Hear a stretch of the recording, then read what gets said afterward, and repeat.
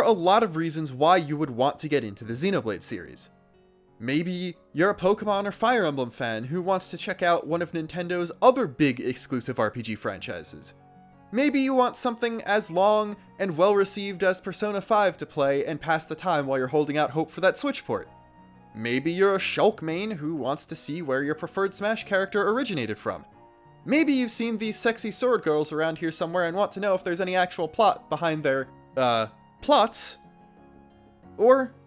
maybe you just want to experience one of the best video game series that's ever been made. The only problem with any of those reasons is, despite your enthusiasm, it might be a little confusing figuring out exactly where to start with the series if you're interested in playing it. Sure, there was a definitive edition of Xenoblade that just recently came out, but wasn't there another Xenoblade game in 2017, and that's a different game? And isn't there a Wii U one? Is that connected? I've heard conflicting stories about them connecting story-wise or needing to play them in a certain order. And what about those other Xeno games that aren't Xenoblade? Do those still have anything to do with it? Well, I might not be the self-proclaimed world's biggest Xeno fan, or this week's official YouTube gaming #gaming creator on the rise, but I still think I know and love these games enough to be able to properly give a rundown for newcomers and give my own recommendation as to what order you should play them in if you're first getting started with the series here in 2020. If you're a longtime fan of mine, you're probably not going to get anything out of this. This is designed specifically for newcomers, so it's okay if you sit this one out. I appreciate your support on every other video, but this one probably isn't for you. If you are new though, and I've convinced you to give this series a try, or you found any of the information in this helpful, you might want to subscribe and stick around for more content, because basically all I do here is discuss, explain, and theorize all of the Xeno games. I think the best place to start would be a quick rundown on the series itself, and a timeline of the releases. The Xeno games, while I refer to them as a series a lot and will continue to do so in this video, are not actually one singular game series. It's more of a meta thing. It's 3 different game franchises that all have Xeno in the name, were developed by largely the same people, and share a lot of common elements like themes, character types, plot points, and gameplay concepts. Most of the Xeno games are not directly connected to each other in terms of plot, but there are a lot of references and similarities between the games, and knowing what a certain thing represents in one game might allow you to better understand a different one, plus they're all just really good games. The series started with Xenogears, which was released in 1998 for the original PlayStation. The game was developed and published by Squaresoft, and evolved from a script that was originally pitched for Final Fantasy VII, was at one point retooled to work as a Chrono Trigger sequel, before it was eventually given the green light to go ahead as a brand new IP. One of the writers of this script, Tetsuya Takahashi, still serves as the executive director of all Xeno games to this day, and is frequently viewed by fans as the frontman of the series due to having heavy influence on all of the games and being the lead developer who gives a lot of interviews even up until now. Xenogears was always intended to be part 5 of a much grander 6-part story, with the previous 4 parts taking place at earlier eras in the game's world, several of them receiving flashbacks in Gears itself. This was unfortunately never meant to be though, as even this one game had a lot of trouble in development, leading to the latter parts of the story being very rushed due to time constraints, and Square then axed any plans of a follow-up, with some developers citing that Final Fantasy: The Spirits Within is what ultimately killed the project. Concepts from the one Xenogears game we did get and the 5 we didn't have gone on to form the basis for basically every other Xeno game to come. This greater Xenogears story is usually referred to by fans as perfect works, after the title of a combination art book and lore bible for Gears that was released in 2000, and contained a bit of information about what would have been in the other 5 games. So what sort of precedent did Xenogears set for the rest of the series? Well, it's one of the best JRPGs that's ever been made, with an incredible story, tons of lovable characters, a fixation on giant robots doing cool things, lots of religious themes and references, mostly Judeo-Christian, but there is a bit of Gnosticism and a few other things sprinkled in there, themes and concepts derived from the work of various psychologists and psychoanalysts, well-written, positive portrayals of characters with neurodivergent traits and mental illness, and an ability to still have goofy characters and funny moments that still contribute to the overall serious and rather dark story.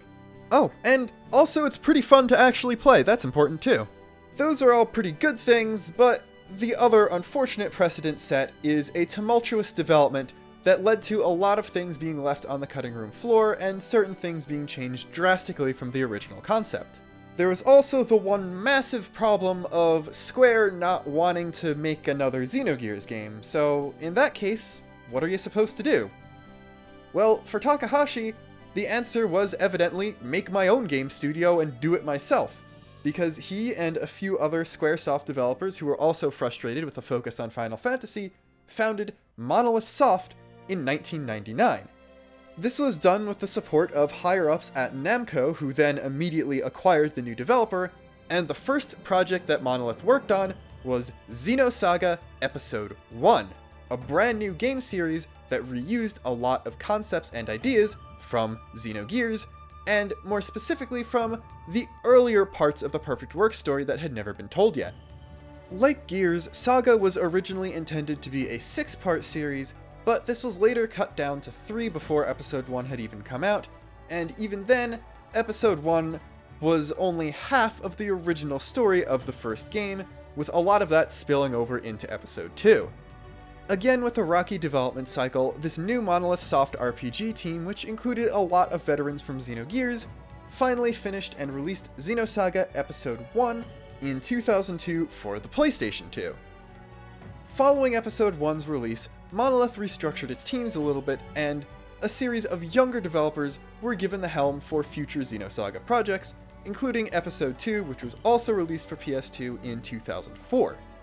The series also started receiving multimedia spin-offs around this time, and while there are a few, I'm only going to talk about the 2 most important ones because they are actually canon to the story told in the 3 main games.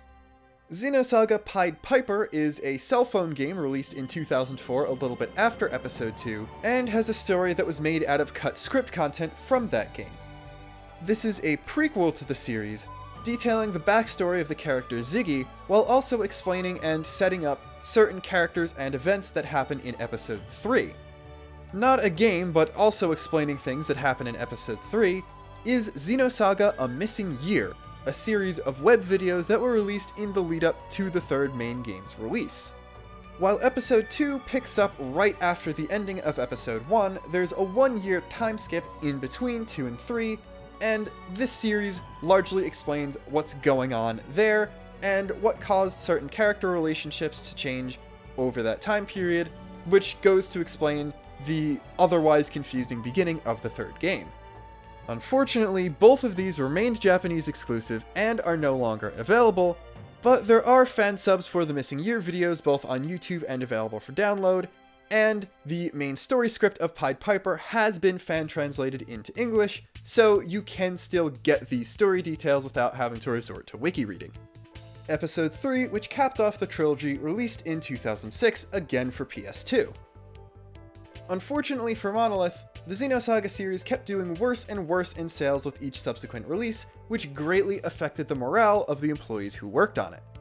In 2007, the majority share of Monolith Soft was bought out by Nintendo, which meant that they would now be Monolith's publisher instead of the now Bandai Namco, and any future games they made would be exclusive to Nintendo systems. In an effort to raise morale around the studio, Takahashi decided to start work on a brand new RPG project, with the simple yet challenging goal of just making a really good and refreshing JRPG. He pitched it to Nintendo using a concept he'd had earlier of humans living on the bodies of giant gods, and decided to adopt a new development style of focusing on the game world first, and then coming up with plot and characters later. This game was not originally intended to be a Xeno game of any sort, and as such, it did not use a lot of elements from Perfect Works, and was first shown to the public as Monado: Beginning of the World. It wasn't until later when Nintendo changed the title of the game to Xenoblade Chronicles in the West, as a means of honoring both the legacy of the previous games and the hard work and love being put into this project by Monolith's developers, especially the ones who had been with the series since Gears. Luckily for Monolith, Xenoblade sold and was received very well when it finally released for the Wii in 2010. In a way, it did legitimately serve to refresh and reinvigorate the JRPG genre, and you might be able to tell a lot of JRPGs in the ensuing decade have taken a lot of inspiration from it. While this first Xenoblade game managed to get away without too much of a tumultuous development history, the next one, unfortunately, would fall into the same pitfalls as some of its predecessors, going through a lot of delays, restructuring, script rewrites, stuff being thrown out, before eventually releasing as Xenoblade X in 2015 for the Wii U. While not directly tied to the original Xenoblade, X retains some themes and references, as well as having a similar combat system and a focus on exploration. While Xenoblade 1 boasted large areas and a focus on exploring and side questing, it still had a linear structure and traditional style JRPG story. X, on the other hand, is more or less an open world game, focused mainly on side content and exploring the world, as well as heavy customization.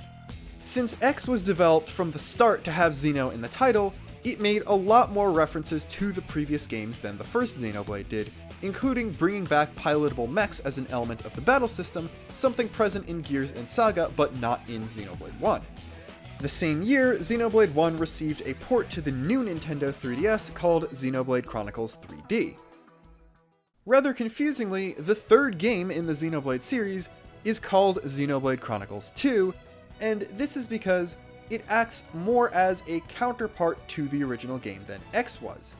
It brings back the more linear story structure, although its combat system is actually more distant from the original games than X's was.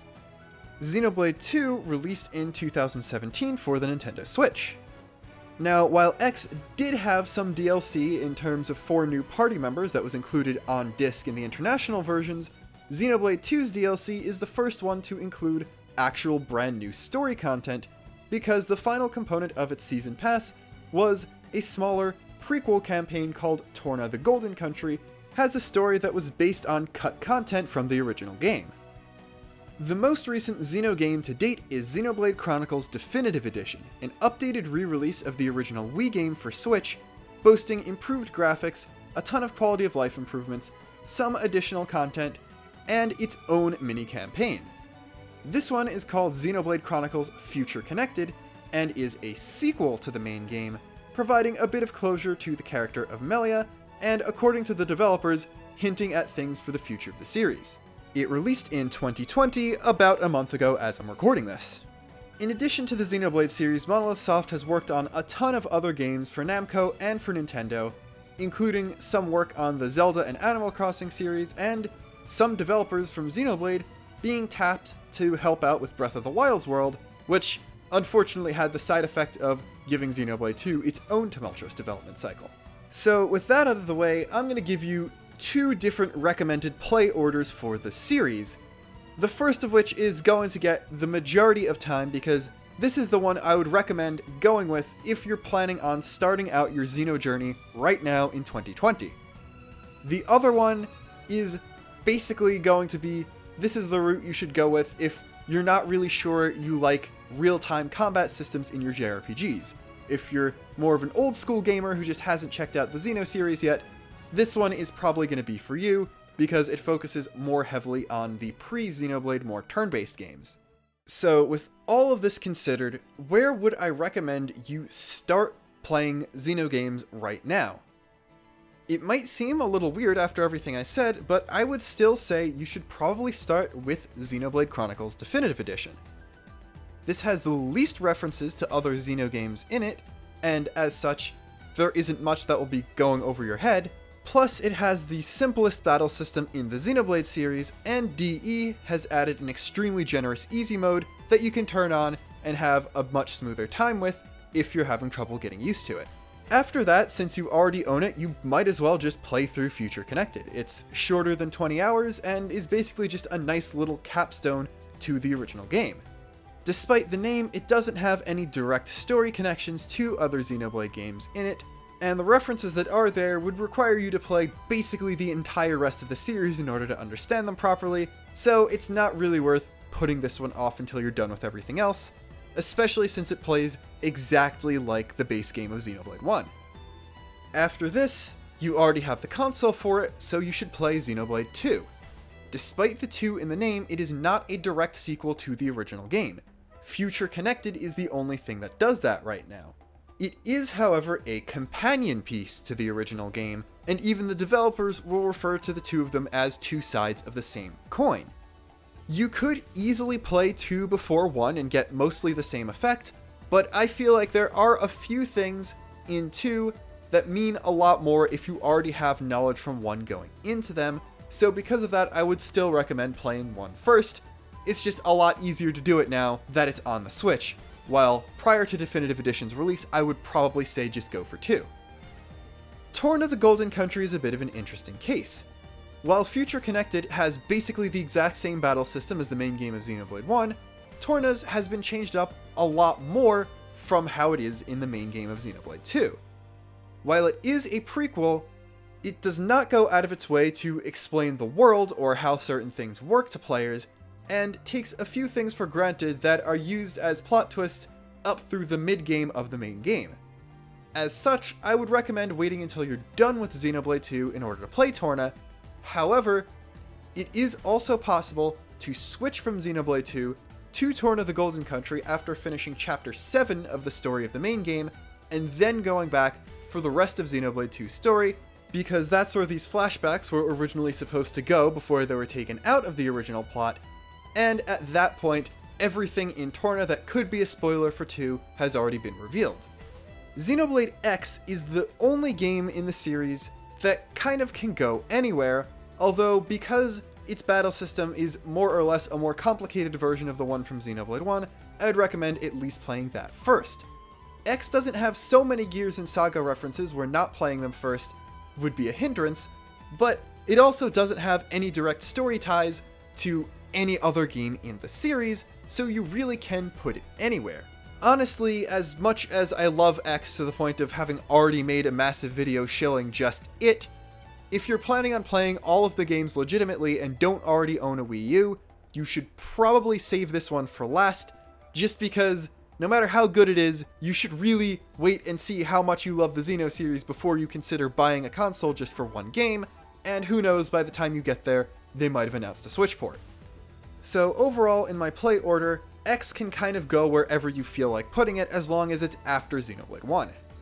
With that out of the way, what we have left is all of the non-Xenoblade games, and this is where we run into the fact that these are a lot older. Xenoblade 1 effectively helped invent the modern JRPG, and as such, it, especially Definitive Edition, and everything after it, all feel pretty modern when it comes to player convenience and gameplay and the like, while the older games have a few old design decisions that haven't aged very well and just generally are a bit more difficult to get into because they're so old. That being said, I'd recommend going all the way back to the beginning next and playing Xenogears. There are a couple reasons for this, and the first one is actually kind of surprising, and that is, it's a lot closer to Xenoblade 2 than any other game in the series, really. And that's for a few reasons. Story-wise, Xenoblade 2 is very much a spiritual retelling of Xenogears, but also, gameplay-wise, their battle systems are surprisingly similar. Xenoblade 2 uses a real-time battle system that's an evolution of the one in the previous two Xenoblade games, based around your character automatically performing regular attacks, and then the player manually inputting special abilities called arts. Xenogears uses a variant of the active time battle system used in the PS1 Final Fantasy games. However, it's a bit closer to a traditional turn-based game because time freezes whenever one of your characters is inputting an action, so if you just sit around on the attack screen, the enemies won't just constantly attack you at regular intervals. In addition to the pilotable mechs providing a secondary battle system, the other thing that sets Gears apart from contemporary RPGs is the way its regular attacks are handled. Instead of just pressing a button and performing one attack, you instead have to string together a combination of light, medium, and heavy attacks a la fighting games, each of which is mapped to a different face button on the PlayStation controller. In Xenoblade 2, you can have up to 3 arts active on your character at a time, and those are inputted with the exact same 3 face buttons, but this time on the Switch controller. So, while the overall combat system might be completely different, there is still one major similarity that might make transitioning to this battle style a bit easier for players of Xenoblade 2. The other major reason I'd suggest Gears next is because of the way Xenosaga builds on it despite not being directly connected. So, after Xenogears, you should then move on to the Xenosaga series in order. Xenosaga, as of now, is the only series that has multiple main entries that are direct sequels to each other, and that makes it pretty easy. Once you're done with episode 1, move on to episode 2. Now, I'm just going to give a bit of a word of warning. Because of the different developers who are planning on taking the series in a bit of a different direction, 2 is largely considered the black sheep of the Xenosaga series, and made a couple questionable design decisions, including revamping the battle system in a way that kind of made it a bit slower and more tedious when long animations already made the first game system slow, as well as difficulty being kind of heavily reliant on trial and error in a lot of cases. So this, out of any game, I would recommend playing along with some sort of guide. I would still not recommend skipping it though, firstly because it's short, and secondly because the story things that happen in it are still very important, and even if you don't really like the gameplay, I still feel like you'd miss out on something if you just watch the cutscenes on YouTube instead of playing through the entire game yourself. Before you move on to episode 3, this is the time to jump into the side stuff I was talking about, because it's not really side stuff, it's important canon information. This is when you should read through the translated script of Xenosaga Pied Piper and watch subtitled versions of Xenosaga A Missing Year. Yes, it sucks that all this information was relegated to Japan-only stuff that's impossible to get legitimately anymore, but this is the way things are, and you definitely want to go into episode 3 knowing as much as possible, because Xenosaga 3, and especially the last 8 or so hours of the game that comprise the last story arc, is a massive send-off to all of the Xeno series so far, including Xenogears. While plot-wise, it does not connect to Gears, a lot of things that happen during the game, especially near the ending, reference Gears in a lot of cool and interesting ways, so I would recommend, no matter what, unless you've already played Saga, to play Gears first. So for someone starting out looking to get into the Xeno series right now, I would recommend starting with Xenoblade Definitive Edition, playing Future Connected directly after that, then playing Xenoblade 2, then playing Torn of the Golden Country. At this point, you probably know whether or not you like the series enough to be willing to put up with the older design decisions of Gears and Saga, to see where everything started, and figure out exactly what things Xenoblade 1 and 2 were referencing. If the answer is yes, then go ahead, start with Xenogears, and if the answer is no, and you haven't played X yet, that's the only thing you have left to do. Once you've beaten Xenogears, it's time for the first 2 Xenosaga games, then the Xenosaga supplemental things of Pied Piper and Missing Year, and then Xenosaga 3. X can go anywhere in here, although I'd probably recommend playing it closer to the Xenoblade games because it has a much more similar combat system to those.